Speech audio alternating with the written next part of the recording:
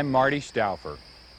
I have to admit that it's hard for me to imagine myself having much use for the tusks of a walrus or the mouth of a manatee, but I doubt that either one of those animals would want to trade for my beard anyway. All animals, including we humans, have evolved in different ways, and each animal has evolved in a way that best allows it to fit into its own particular ecological niche.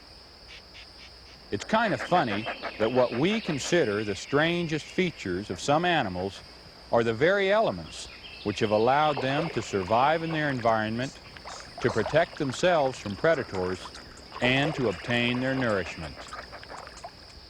Over the ages, natural selection has worked on all animals to preserve and emphasize certain behavioral and physical elements that helped in their survival. At the same time, it's worked to get rid of, to discard, other elements that weren't necessary.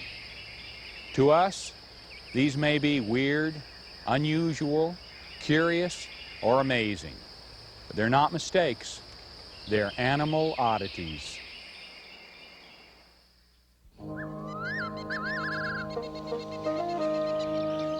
The dinosaurs of the Mesozoic era, 200 million years ago, were some of the oddest animals ever to exist.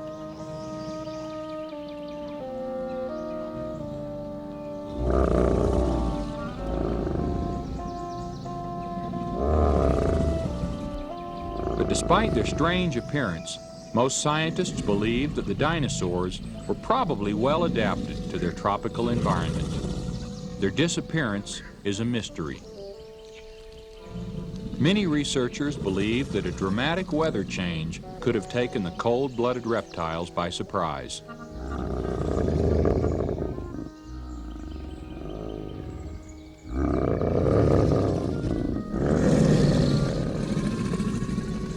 Others theorize that small mammals, like this prehistoric relative of the shrew, began to eat the dinosaurs' unprotected eggs. Whatever the cause, 63 million years ago, the age of reptiles gave way to the age of mammals.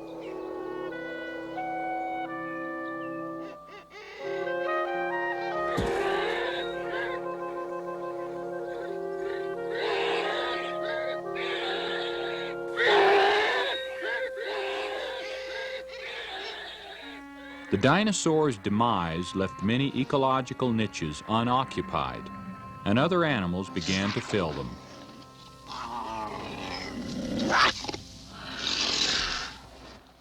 But competition was fierce.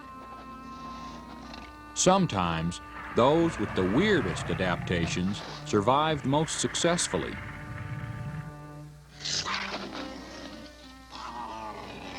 This giant armadillo's relatives roam the Southwest today, their shells still serving as their primary protection.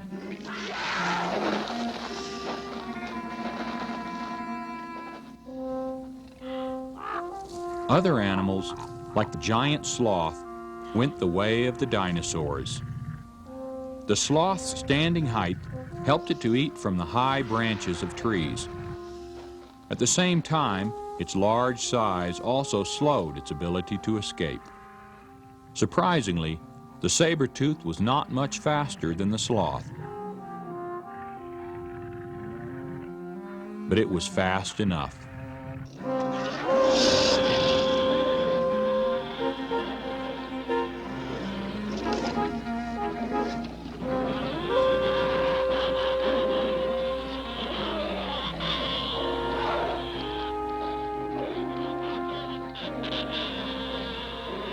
This sort of predation speeds up the evolutionary process, even though both of these species eventually died out. The woolly mammoth survived for 540,000 years, but when the Ice Age passed, so did the mammoth.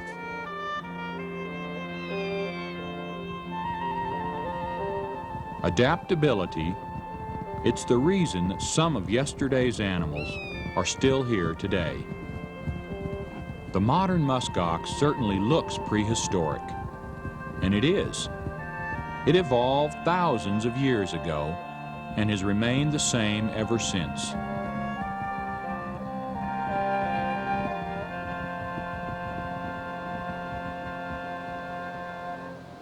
Herds of these shaggy creatures live in the Arctic today, where their wagon-trained defense tactics are as interesting as their appearance.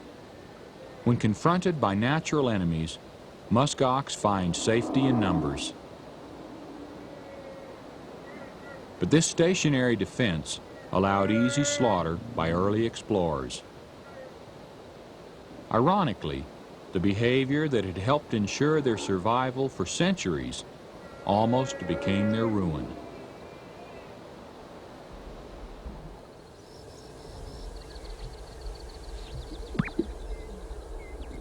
Other animals have adapted certain behaviors to define territories or to select mates. The grouse of the western plains have developed traits that serve both purposes. The male sage grouse puffs his air sacs to attract a possible mate. He will exhibit this behavior in a small territory which he defends exclusively for this purpose. Females are allowed, but when another male crosses the territorial line, fighting occurs.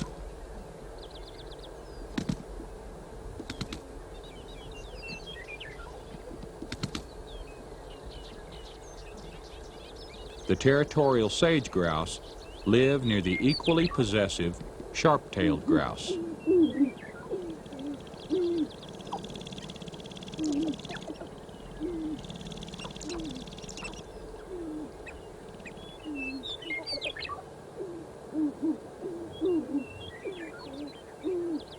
The sharp-tail lacks the large air sacs of the sage grouse and instead dances on its courting grounds.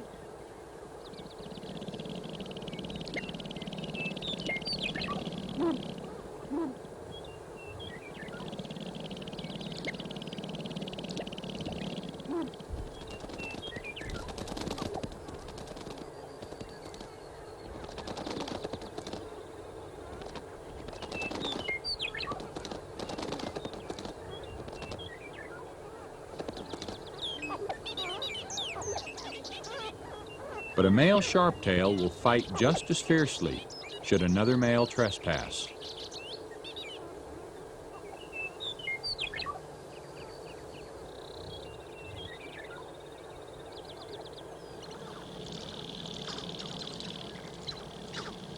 Despite the distinctive mating mechanisms of the sharp-tailed and sage grouse, occasionally they interbreed. The hybrid offspring of such a mixed marriage finds himself left out during mating season.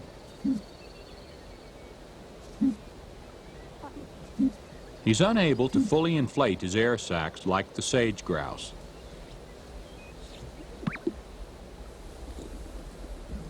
And he cannot dance like the sharptail.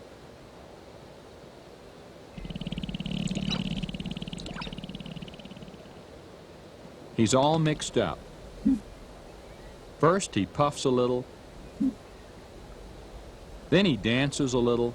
The hybrid male confuses rather than attracts prospective mates.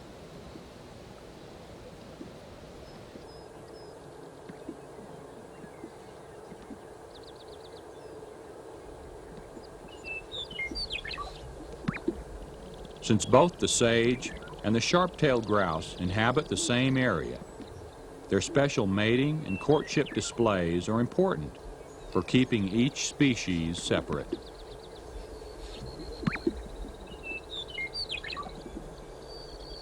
The hybrid grouse, by nature's design, is an animal oddity that has little chance of reproducing its own kind. But through this type of trial and error experimentation, animals in nature's laboratory are constantly adapting.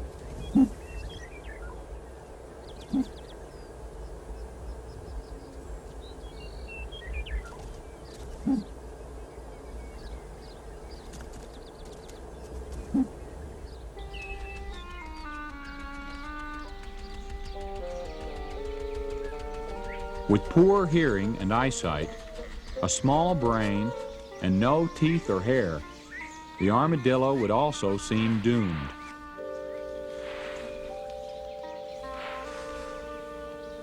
Instead, it's an American success story. Like its cousin, the anteater, it eats insects. Its shell is not hard like the turtle's, but more like thick leather, and it protects the armadillo because it can hide in dense brush where predators cannot follow.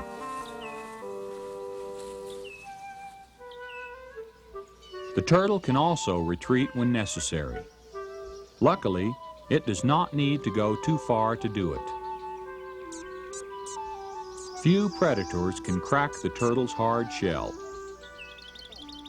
By carrying its protection along, the turtle is never far from home and has adapted so that it can live almost anywhere. In harsh desert environments, avoiding the sun is a first priority. Nearly all desert animals are nocturnal.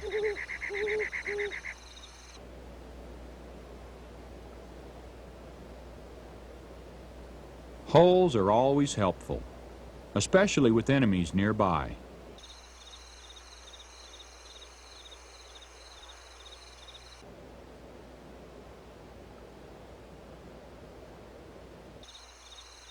Loose sand makes digging easy, and many animals are constantly adding to their vast underground tunnels. Snakes evolved from lizards, trading in their legs for an efficient serpentine motion.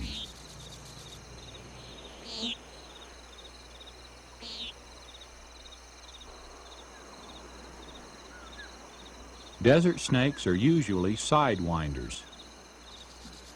This diagonal movement is an adaptation for rapid travel on sand.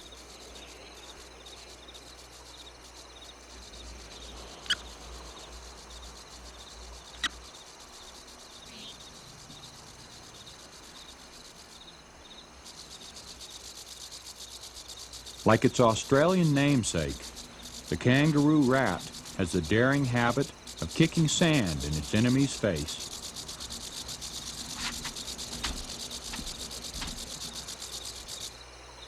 The sidewinder's warning is ignored.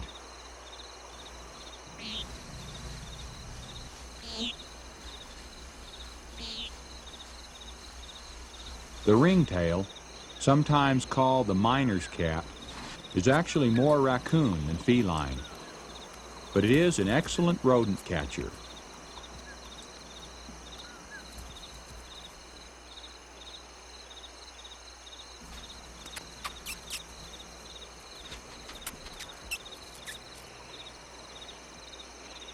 Still, it has little success in this cat-and-mouse game. Back in its underground hideout, the kangaroo rat is safe, for now. Its adaptations have helped it to survive for one more day.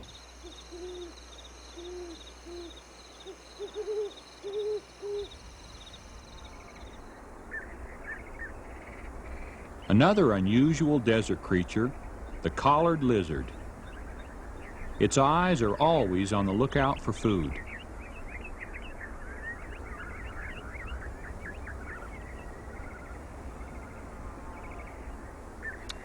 And its tastes are anything but discriminating. After all, with so little to eat in the desert, one can't be too picky. The collared lizard eats insects, all kinds of plants, and sometimes even other lizards.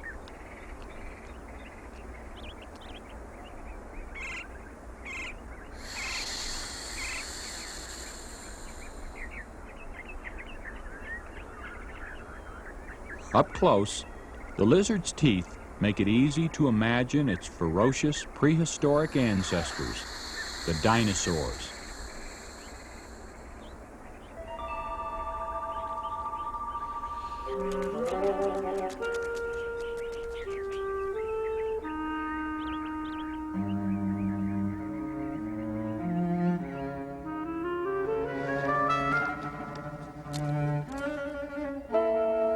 The lizard's teeth are not used to chew its food, but instead are used to grip it and pull it back into its throat.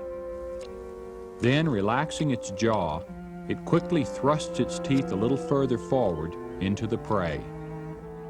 With these sharp hooks in its back, struggling prey has little chance of escaping.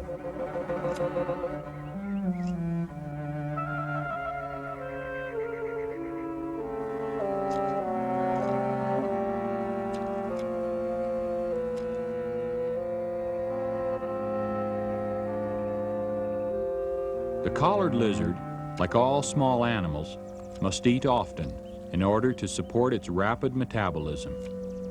Like most desert animals, the lizard also depends on solid food for all of its water.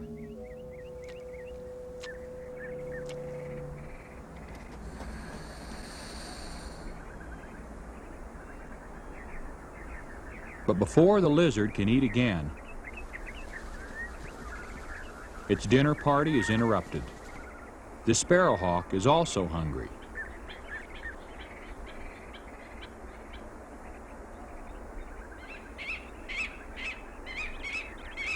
Standing perfectly still, the lizards attempt to go unnoticed.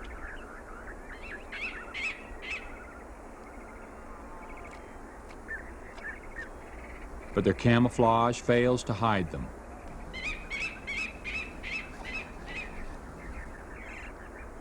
Although the collared lizard has been clocked at a speed of 17 miles an hour, speed on the ground cannot compete with speed in the air.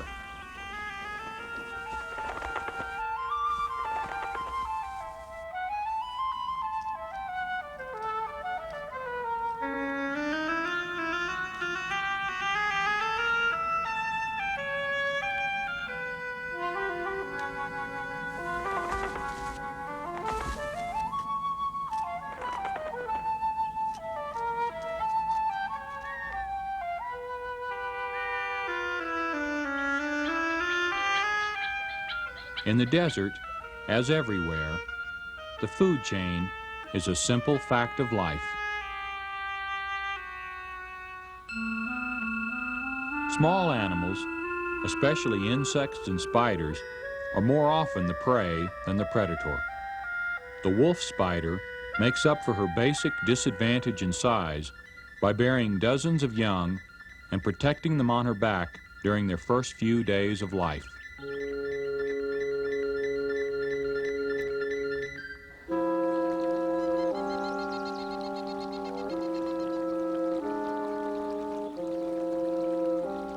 The wolf spider's aquatic relative, the diving spider, has strong jaws for gripping.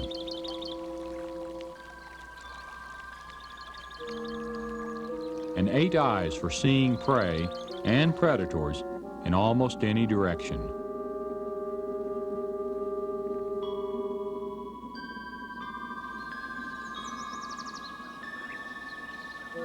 It has adapted the land spider's hunting techniques to its aquatic habitat. It waits patiently at the water's edge to spot prey below.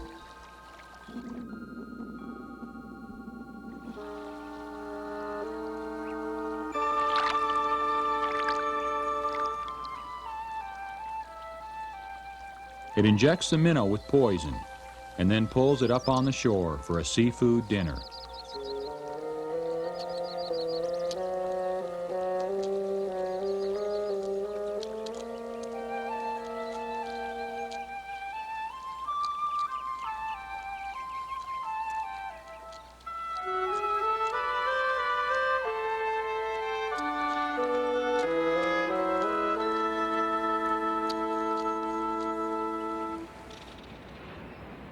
Unlike the solitary spider, walrus love company for reasons which are still unknown to biologists. This get-together is on an island in the Bering Sea off Alaska. Why do walrus sport the long canine teeth which we call tusks? They may use them to search for clams on the ocean floor, or they may use their long whiskers to feel for their shelled dinners. Whatever other use they may have, they do use their tusks to pull themselves from the water, to sun and socialize.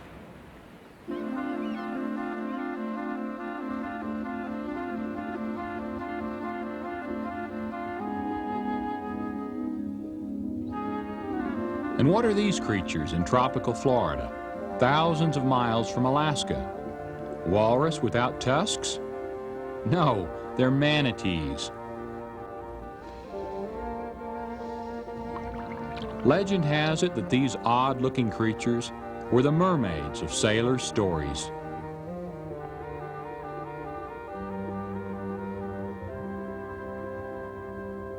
But those who have seen a manatee's face close up can only assume that the sailors must have been at sea for a long, long time.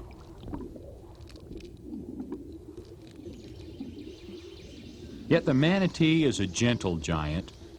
Since it may weigh as much as 2 tons, its size alone eliminates the need for defense mechanisms or aggressive behavior. It's a vegetarian, eating from 60 to 80 pounds of plant matter a day. Its appetite is credited with helping to keep the inland waterways of Florida cleared of aquatic plants and open for boat traffic. Ironically, boat propellers are the now endangered manatee's greatest enemy. The tiny toenails, which the manatee retains, are reminders of what may be its oddest characteristic. Its closest living relative is the elephant. How and why the elephants stayed on land while their cousins became mermaids is unknown.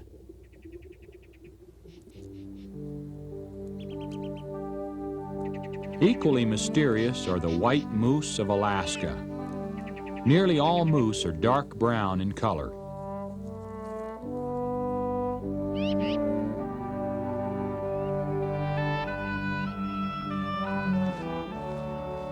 Albinism, a complete lack of pigment, occurs in most animal species and is not particularly rare. The white moose of the American Arctic are not albinos. Somehow, in a few moose, recessive genes create this odd coloring.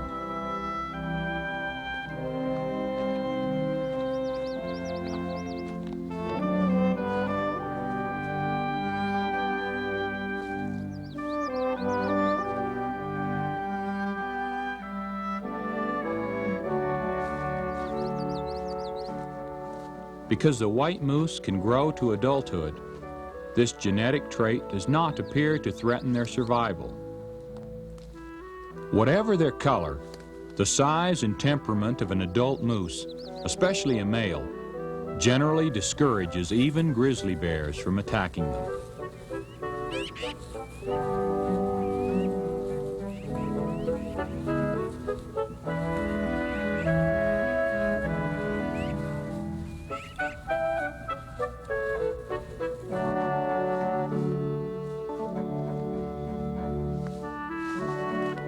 The bears would rather find an easier meal, like an Arctic ground squirrel.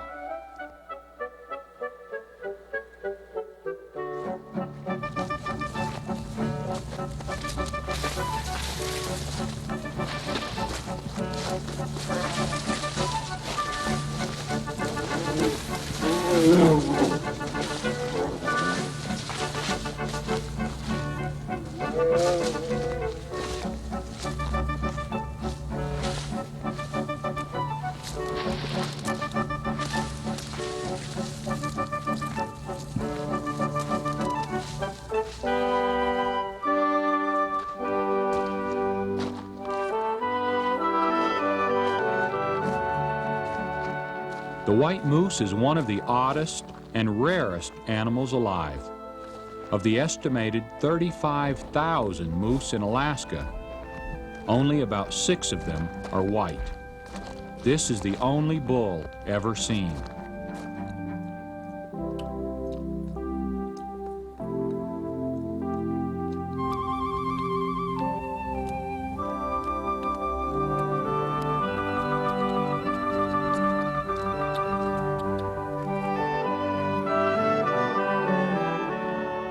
Perhaps the white moose are the result of lingering genes from a time when all moose were white. Or perhaps they are a new beginning, and someday a brown moose will be rare. Nature is constantly deciding which of today's creatures will roam the earth tomorrow.